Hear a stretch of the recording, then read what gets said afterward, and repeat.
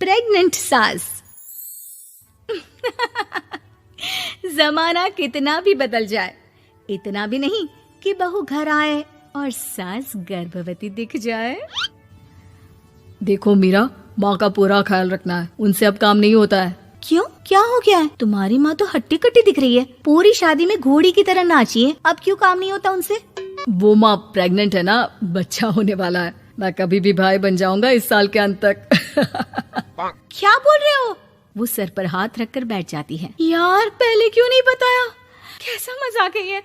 झूठ बोल रहे हो ना? हाँ, झूठ बोल रहे हो ना? तभी ससुर की आवाज आती है। बहू, पानी गरम कर दे, तेरी सास को दवाई देनी है। समय पर दवाई ना दी तो परेशानी हो जाएगी।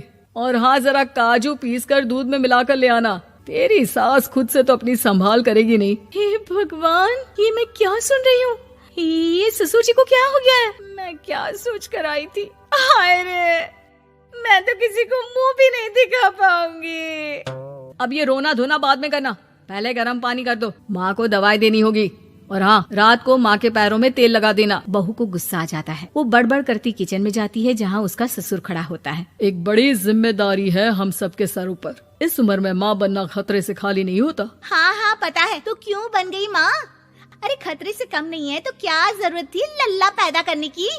कैसी बात कर रही हो बहू? क्या तुम खुश नहीं कि घर में एक नया मेहमान आएगा, छोटे छोटे पैरों से पूरे घर में घूमेगा? पिताजी, ये हाथ जोड़े आपके, आप यहाँ से जाओ। ये शायरी बाद में बताना, अभी मैं पानी गरम करके थर्मस में दे देती हूँ।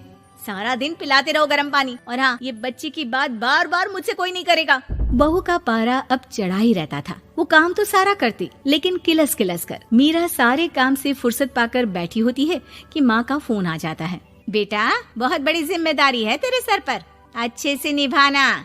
ससुराल में हर किसी को खुश रखना वैसे तो मुश्किल है, लेकिन भगवान ही हिम्मत देता है बहू को हर कुछ सहकर सबको खुश रखने की। क्या बड़बड़ किए जा रही हो माँ? जानती भी हो कि यहाँ क्या चल रहा है?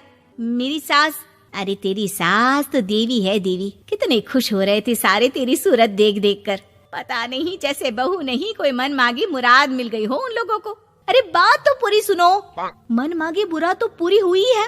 अरे मेरी सास को बच्चा होने वाला है, प्रेग्नेंट है वो। क्या बकवास कर रही है मीरा? ये बात किसी को कहना मत। मुझे तो बता दिया, लेकिन अब अपनी जबान सिल ले। कहाँ है तेरी सास? बात तो करा मेरी। पूछू जरा, पोता पोती खिलाने की उम्र में खुद का बच्चा खिलाने का शौक कहाँ से आ गया?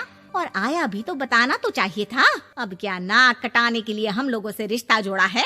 रुक, तेरे पापा से बात करती हूँ। मीरा फोन रखकर लेट जाती है। वो एक सपना देखती है कि उसकी गोद में एक बच्चा खेल रहा है। भाभी की गोद में कितना खुश दिख रहा है ना? लग ही नहीं रहा कि भाभी है। मैं तेरे लिए क्या लाया हूँ, सोने की बालियाँ। तेरी शादी में तो मैं बुढ़ा हो जाऊंगा ना। अरे कैसी बात कर रहा है बेटा, इसकी जिम्मेदारी तो तू ही लेगा। हम लोगों का तो कोई भरोसा नहीं, कब ऊपर वाला उठा ले। बहू को सास को देख देख कर गुस्सा आ रहा था। तभी वहाँ पड़ोसन आ जाती है। अरे बहू, तुझसे तो पूछने से भी डर लगता है कि कब खुशखबरी सुना रही है। अब तो अपनी 1 महीने की ननद की ही जिम्मेदारी संभाल ले, बहुत है।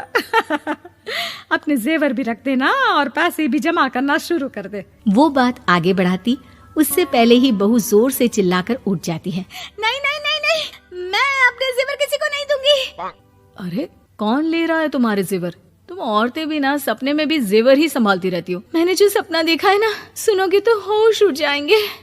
अच्छा, तुम अपना सपना बाद में बताना, पहले मेरा सुनो। कल मैंने इतना अच्छा सपना देखा, इतना अच्छा सपना देखा कि अगर वो पूरा हो जाता है ना तो मैं तुम्हारे लिए रानी हार बनवा दूंगा।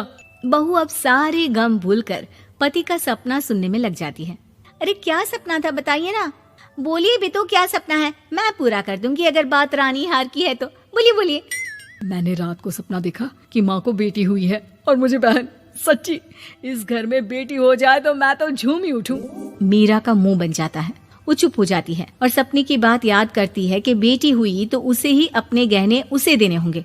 फिर तो रानी हार की जरूरत पड़ेगी ही। भाई लड़की बड़ी होगी, उसकी शादी होगी तो जेवर तो चढ़ाने ही होंगे ना।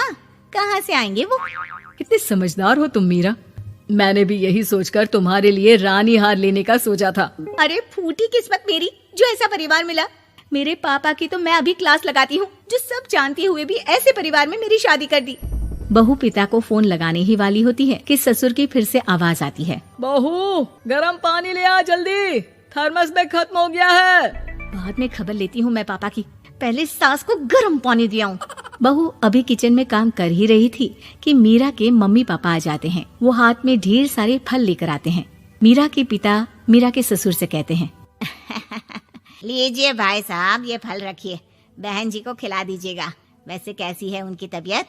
बस पता तो है आपको, ऐसे वक्त में जो होता है बस वही सब। मुझे तो सुनकर बहुत गुस्सा आया था, लेकिन चलिए, भाग्य में जो है लिखा उसे कौन टाल सकता है। डॉक्टर को दिखाए? हाँ, बस डॉक्टर आने ही वाला है। अच्छा हुआ आप लोग भी आ गए। उतने में एक सुंदर सी लेडी डॉक्टर आती है। पेशेंट कौन है आप? अरे नहीं जी, मैं तो बहू हूँ इस घर की। मैं तो अभी सोच भी नहीं सकती पोता या पोती के बारे में।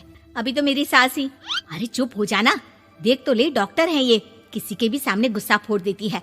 डॉक्टर कमरे में जाती है और थोड़ी देर बाद बाहर आ जाती है। पीछे से सास भी निकल आती है।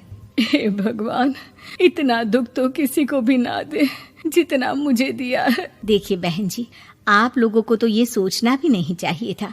वही तो मैं भी कह रही थी कि आप लोगों के लिए तो सोचना भी गुनाह है, लेकिन अब पछताए होत क्या जब चिड़िया चुग गई खेत। डॉक्टर वहाँ से चली जाती है। मैं माँ नहीं बन सकती, मैं प्रेग्नेंट भी नहीं हूँ। ये कैसे? तुम तो बोल रही थी कि अरे वो गैस का दर्द था और पेट भी गैस से फूल रहा था। डॉक्टर ने चूर्ण दे दिया है, गर्म पानी से फाँकना है। मैं अभी लाती हूँ गर्म पानी। अरे मैं तो गीजर ही लगा देती हूँ। हाय रे, खुशी के मारे पागल ना हो जाओ।